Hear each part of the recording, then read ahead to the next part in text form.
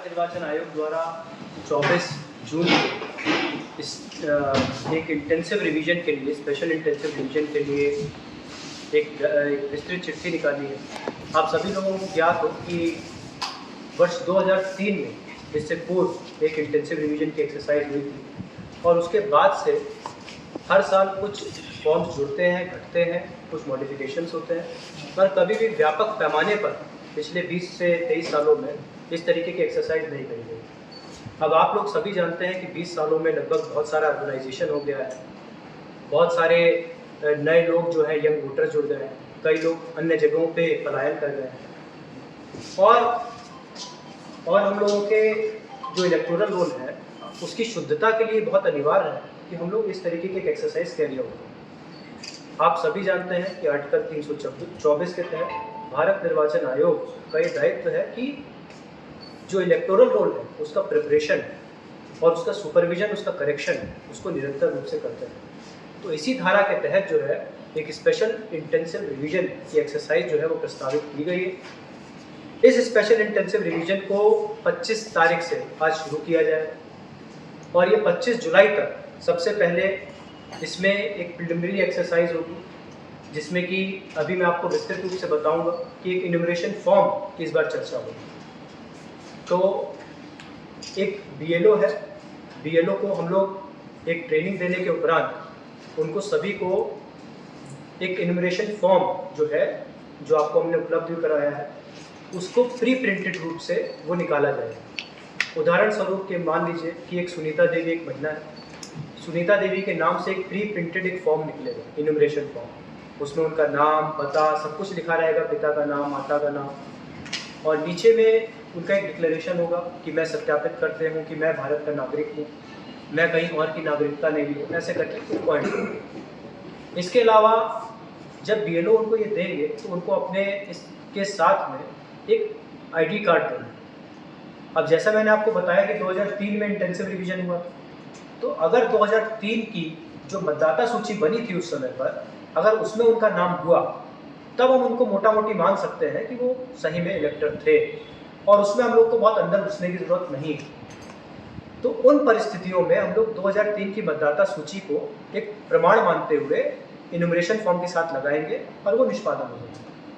मगर बाकी परिस्थितियों जहाँ पर हमारे पास मतदाता सूची 2003 में नाम नहीं है, उन परिस्थितियों में एक अलग से आईडी कार्ड जो है वो देना पड़ेगा। आईडी कार्ड बहुत सिंपल सा होगा, जैसे रेजिडेंस सर्टिफिकेट हो गया, आपका कास्ट सर्टिफिकेट हो गया, किसी को पट्टा मिला था वो हो गया, किसी के जाति सर्टिफिकेट है वो हो गया, किसी का जन्म प्रमाण पत्र है वो हो गया, किसी का मैट्रिक का मार्कशीट है वो हो गया। ऐसे करते हुए 11 कंडिकाएँ जो है, 11 से 12 कंडिकाएँ वो दी गई है और उनको आई कार्ड वो लगाना पड़ेगा। जब उसकी पुष्टि हो जाएगी कि आई कार्ड है, तो बीएलओ क्या करेंगे कि उस इन्यूमरेशन फॉर्म को लेंगे, एक कॉपी में अपने पास उसका साक्ष्य लेंगे और उसको अपलोड करेंगे बीएलओ की जो ऐप होगी ईसीआई नेट के माध्यम से। अब उसके बाद में क्या होगा कि उसकी जो हार्ड कॉपी होगी वो एईआरओ को, अपने बीडीओ साहब को या अपने एसडीएम साहब या डीएसएलआर साहब जो भी उनके एईआरओ हैं उनको दे देंगे। अब मान लीजिए कि किसी दिन कभी बीएलओ के पास में गए और वहाँ पर बहुत ज़्यादा ये नहीं था, क्या कहते हैं, उनके घर पे कोई नहीं था, तो दूसरी बार जाएंगे बीएलओ साहब, दूसरी बार भी नहीं था तो तीसरी बार जाएंगे, मगर 3 बार जाना अनिवार्य है। बीएलओ 3 बार जा करके देखेंगे कि भाई सब ठीक है कि नहीं और फॉर्म उपलब्ध कराएंगे। 3 बार के बाद अगर नहीं होता है और 25 तारीख को अगर नहीं होता है, 25 जुलाई तक, तो फिर एक ड्राफ्ट पब्लिकेशन करा जाएगा और उसमें जो है वो ऐसे सभी व्यक्ति जिनके द्वारा इन्यूमरेशन फॉर्म नहीं भरा गया है या फिर नए फॉर्म 6 में जब भरा गया तो उसने एक डिक्लेरेशन फॉर्म नहीं दिया अपनी आई कार्ड के साथ में, तो वैसे सभी लोगों को नाम ड्राफ्ट रोल से हटा दिया गया। तो यहाँ पर एक बहुत इंपॉर्टेंट चीज़ आपको समझनी होगी कि आर्टिकल 326 भारत संविधान का ये कहता है कि हर भारतीय नागरिक जो कि 18 साल से अधिक उसकी उम्र ऊपर है, वो सभी लोग जो है वो वोट करने के लिए कर सकते हैं। मगर यहाँ पे कीवर्ड है भारत का नागरिक, तो भारत के नागरिक की पुष्टि होना अनिवार्य है। इसी दृष्टिकोण से इलेक्टोरल रोल के क्लीनिंग के लिए ये कार्य किया गया। 25 जुलाई तक जिन लोगों ने फॉर्म जमा कर दिया तो एक ड्राफ्ट रोल बनेगा, उसमें उन लोगों को सबको अपने आवेदन दे देने हैं। अब मान लीजिए कोई उदाहरण स्वरूप 25 तारीख तक नहीं दे पाया तो उसको एक नया फॉर्म 6 भरना पड़ेगा। नए फॉर्म 6 के साथ एक डिक्लेरेशन फॉर्म जो है वो भी बिल्कुल सिमिलर तरीके का रहेगा। उस डिक्लेरेशन फॉर्म में लिखा रहेगा कि हम भारत के नागरिक हैं, हम कहीं और की सदस्यता नहीं लिए हैं, मैं ऊपर की सारी बातें सत्यापित करता हूँ और अपना एक आई कार्ड लगा करके दे देंगे। तो फॉर्म 6 के साथ में वो लगाएंगे। तो कहने का मतलब ये है कि अगर 25 जुलाई के पहले अगर हाउस टू हाउस होल्ड सर्वे में BLO ले रहा है तब इन्यूमरेशन फॉर्म से ले लेगा, और अगर उसके बाद बाहर जा रही है तब फिर फॉर्म 6 के साथ में ये अपना फॉर्म भरना पड़ेगा, डिक्लेरेशन फॉर्म। अब उसके बाद में क्या होगा, ड्राफ्ट रोल का पब्लिकेशन होगा। ड्राफ्ट रोल के पब्लिकेशन के बाद में 1 अगस्त से 1 सितंबर तक दावा आपत्ति का समय रहेगा। किसी को कोई कठिनाई है, किसी ने कोई आपत्ति करी, तो उस परिस्थिति में दावा आपत्ति का पूरा समय रहेगा 1 महीने में, उसमें वो अपना दावा आपत्ति देंगे। उसको BLO स्क्रूटनी करेंगे। BLO की स्क्रूटनी के बाद में ERO उसको देखेंगे। ERO इसमें सबसे इंपॉर्टेंट आदमी है जो कि इसमें जजमेंट पारित करेंगे कि भाई ये व्यक्ति सही में है कि नहीं है, और उसका साक्ष्य के साथ। तो ये करने के बाद में एक फाइनल पब्लिकेशन जो है सारे क्लेम्स और ऑब्जेक्शंस का निष्पादन के बाद में, इल्यूमिनेशन फॉर्म के निष्पादन के बाद में 30 सितंबर को फाइनल पब्लिकेशन रोल जो है वो पब्लिश किया जाएगा। उस फाइनल पब्लिकेशन रोल को भी सभी लोगों में बांटा जाएगा, और उसके बाद भी कोई लोग अगर नाम जुटवाना चाहता है तो ऐसा नहीं है कि वो रुक जाएगा। फॉर्म 6 के साथ में डिक्लेरेशन फॉर्म अब जो है वो अनिवार्य रूप से देना पड़ेगा। इससे पूर्व पॉलिटिकल पार्टी के साथ भी जो रिकग्नाइज दल है सभी के साथ इस संदर्भ में गहन चर्चा हुई, गहन वार्ता हुई, उनको भी सारी चीज़ें उपलब्ध कराई गई, उनके द्वारा भी प्रश्न पूछे गए और उनका भी निराकरण किया गया। तो ये गाइडलाइन से भी उन लोगों को अवगत कराया गया। तो ये एक इलेक्शन कमीशन ऑफ इंडिया का एक सकारात्मक कदम है इलेक्टोरल रोल क्लीनिंग में और इंटीग्रिटी ऑफ इलेक्टोरल रोल को मेंटेन करने में, कि हमारे देश के जो चुनाव हो उसमें पारदर्शी तरीके से फेयर एंड इंडिपेंडेंट चुनाव के दृष्टिकोण से हमारा इलेक्टोरल रोल एकदम क्लीन रहे और हम लोग अच्छे से वोटिंग के लोकतंत्र को मजबूत बना सकें। बहुत बहुत धन्यवाद। तो उसके बाद में अगर कोई भी है तो उसको इनोग्रेशन फॉर्म के साथ में एक आई कार्ड देना पड़ेगा। आई कार्ड में जैसा कि आप लोग देख रहे होंगे, मैंने आपको उपलब्ध भी कराया है। इसमें इनोग्रेशन फॉर्म के साथ में जैसे कोई भी आई कार्ड जो गवर्नमेंट के द्वारा निर्गत है, बर्थ सर्टिफिकेट, पासपोर्ट, मैट्रिक की सर्टिफिकेट या एजुकेशनल सर्टिफिकेट, आवासीय प्रमाण पत्र, फॉरेस्ट राइट एक्ट का सर्टिफिकेट, किसी caste certificate, national register for citizen NRC का सर्टिफिकेट, फैमिली रजिस्टर जो किसी लोकल अथॉरिटी ने दिया हो, और या फिर कोई घर का जो सर्टिफिकेट होता है जो गवर्नमेंट ने दिया है जैसे पट्टा। तो ये सारे 11 तरीके के लिस्ट है। इसके अलावा भी कोई साक्ष्य है तो ERO को लगता है तो वो अपने विवेक के हिसाब से सुओ मोटो एक निर्णय ले सकता है स्पीकिंग ऑर्डर पास करते हुए, और उसमें वो पूरा डालेगा कि किस किस शख्स के बेसिस पर वो किसी की नागरिकता को ओके कर रहा है, किसी को इलेक्टर रिकॉग्नाइज कर रहा है। समय नहीं लगता सर, बहुत शॉर्ट हो गया 27 जुलाई तक सर। बिहार विधानसभा चुनाव को लेकर तैयारी है, इसके चुनाव के बाद भी ये चलता रहेगा? समय ये बहुत ही सोच समझ करके किया गया है। आप लोग को बता दें कि 4 क्वालिफाइंग डेट होती है जो चुनाव की रहती है, उसमें 1 जुलाई एक क्वालिफाइंग डेट है। तो इस क्वालिफाइंग डेट को मद्देनजर रखते हुए और ये देखते हुए कि हम लोग का बिहार का और साथ में पूरे भारतवर्ष पे इसका इम्पैक्ट पड़ेगा। ये बिहार से इसका पायलट आप कह सकते हैं कि शुरू हो रहा है, जहाँ पे इंटेंसिव रिवीजन है, और आप विस्तृत में जाएंगे तो ये आगे आने वाले समय में सभी पूरे राज्यों में सभी जगह पर ये प्रक्रिया होने वाली है।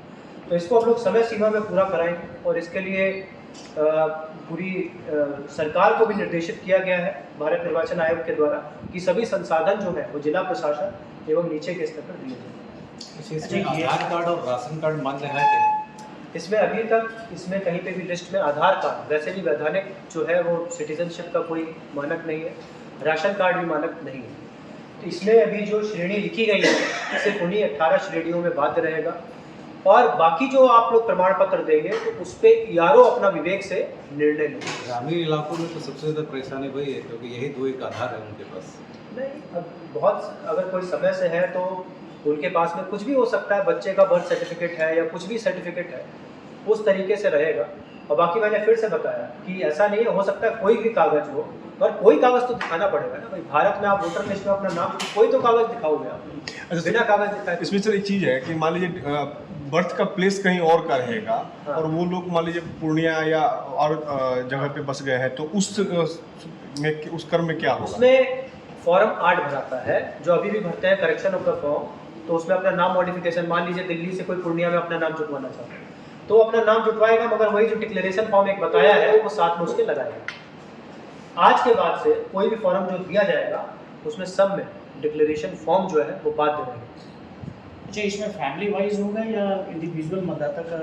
इसमें क्या होगा, ये आपने अच्छा सवाल करा। जो बूथ है तो जैसे बीएलओ है, अब हम लोग इसका एक बार क्रमांक भी सबका चेंज करेंगे। तो जैसे शुरू हुई गली, तो गली में हाउस नंबर वाइज से हाउस नंबर 1 2 3 4 5 6 ऐसे करते हुए जाएंगे। और कोशिश ये रह रही है कि सभी एक परिवार के लोग, सभी एक मोहल्ले के लोग को एक मोहल्ले में मिलेंगे। अभी आप लोगों ने देखा होगा कि आपके ही परिवार के 2 लोगों का नाम कहीं और चला जाता है। तो इलेक्टोरल रिवीजन की क्लीनिंग का मतलब यही होता है कि ये सब चीज़ें भी, बूथ का रैशनलाइजेशन, बूथ में मैनेजमेंट, ये सारी भी हम लोग बेहतर तरीके से कर सकते हैं। सर, आगामी चुनाव में इसका वोटर लिस्ट पर भी पूरा असर पड़ेगा क्या? जिनका फॉर्म डिक्लेरेशन होगा वही वोटर लिस्ट में जुड़ेंगे या पहले जो वोटर लिस्ट है उसमें भी लोग रहेंगे? नहीं, इसमें फिर से बताना चाहेंगे कि ड्राफ्ट लिस्ट जो हम लोग की पब्लिश हुई 1 जनवरी को, 1 जनवरी को जो लिस्ट पब्लिश हुई, अब जो है सभी व्यक्ति जिसको अपना नाम वोट देना है इस बार, उसको 25 जुलाई तक एनुमरेशन फॉर्म में अपने संबंधित बीएलओ से संपर्क करके उसको वो देना पड़ेगा, वो बाध्य है। दूसरा, इसमें ऐसा भी हो सकता है कि कुछ पॉलिटिकल पार्टीज में ये रहे, तो अभी हमने इसमें एक सहूलियत ये भी दी गई है कि जो बीएलए होते हैं, इनके बूथ लेवल एजेंट होते हैं, उनको 25 तारीख तक हर दिन 50 फॉर्म वो लोग बल्क में एक बीएलओ को प्रतिदिन दे सकते हैं, तो ताकि ज़्यादा जल्दी से वो अपना करा सकें। तो पॉलिटिकल पार्टी को भी निष्पक्ष तरीके से बताया कि आप सभी लोग बीएलए को नियुक्त करिए, और बीएलए जैसे ही नियुक्त होंगे तो 50 फॉर्म जैसे मोहल्ले से कलेक्ट करा, ले जाकर के बीएलओ को दे सकते हैं। बीएलओ तो अपना नॉर्मल काम कर ही रहा है, वो तो हम लोग मॉनिटर करेंगे। बीएलओ रहेगा, फिर हर 10 बूथ पे बीएलओ सुपरवाइजर रहेगा, फिर उसके ऊपर में ये एईआरओ रहेंगे, फिर एईआरओ के ऊपर में ईआरओ रहेंगे, फिर डीईओ रहेंगे, और फिर रोल ऑब्जर्वर रहेंगे कमिश्नर लेवल पे। कमिश्नर साहब को भी आप लोग को जानकारी होनी चाहिए, रोल ऑब्जर्वर को भी 250 फॉर्म खुद देखने हैं हर विधानसभा में।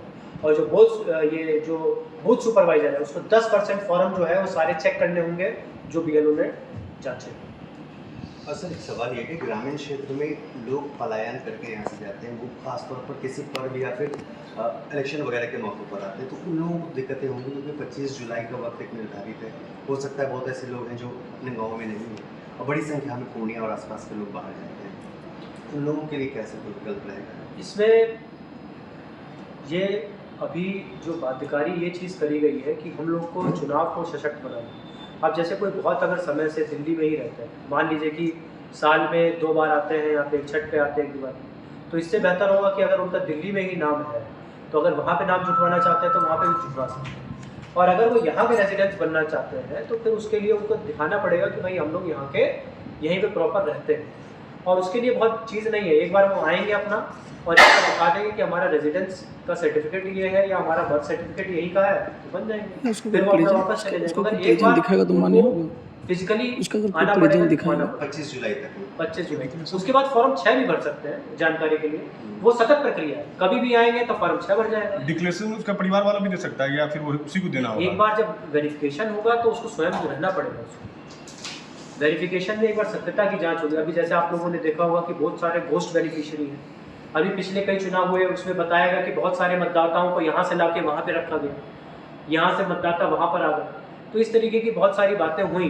तो इन्हीं परिप्रेक्ष्य में इलेक्टोरल रोल की क्लीनिंग जो है वो भारत निर्वाचन आयोग ने तय करी।